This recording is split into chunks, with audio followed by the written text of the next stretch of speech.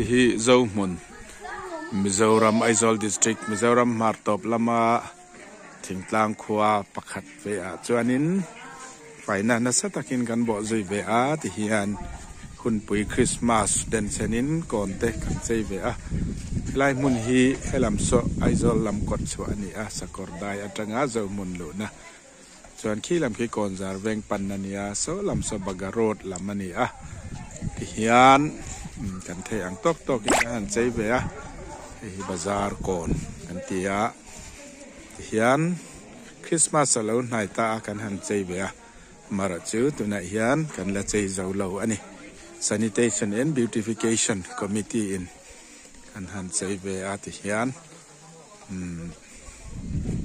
mara chu chei zo lo la nia hian hei aya moi hi tam tak ka omanga mara chu ke mani ang khwa to ka chuan kan lom ve le ani hian romantic ve le ani